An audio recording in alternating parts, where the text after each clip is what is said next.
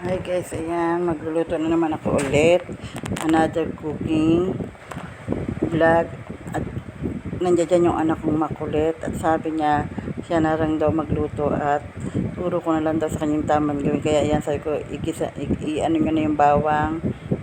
Isang kutsa niya na yung bawang at sibuyas. Ikisa niya na ng konti yan. Then, susunod niya dyan ang siomay guys. Ayan, siomay. Then, yan na, yung siomay, ginisa-gisa niya na ng konti. And then, pagkatapos nun, pinaano ko na sa kanya yan. Gisa-gisa, sabi ko, ikisa niya ng konti. And then, sabi ko, pagka konting medyo mamula-mula na yan, pupulahin niya muna ng konti. Habang yan, medyo nag-usap-usap kami dalawa, tapos konting, yan, patubig-tubig, pinalatagdagan ko na ng sabaw, para naman maging okay-okay na. And then, yan, asin, at magic sarap, sabi ko, para matimplahan na. Halo-halo niya. Yan, nagsayaw-sayaw muna kami guys, tapos iikot niya yung camera niyan. Yan, nagsayaw-sayaw kami habang hinintay namin kumulo. Yan, sayaw-sayaw, usap kami abot sa sayaw, kakulit namin mag-inanaw guys.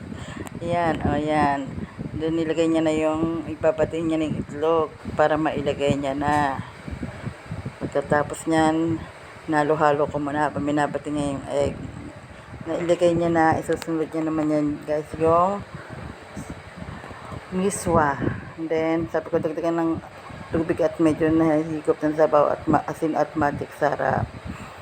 Pagkatapos niyan guys, makaluto niya, kakain na kami. And then, tinikman niya na. And then, tara na, kain na. Wala kaming kuryente niya guys, na ubusan kami ng kuryente, nag-brown out. Kaya yan, kumakain kami with kandila at saka flashlight ng cellphone. Habang kumakain kami, maglo-load pa lang kasi ng kuryente. Yan guys, sana mag-enjoy kayo.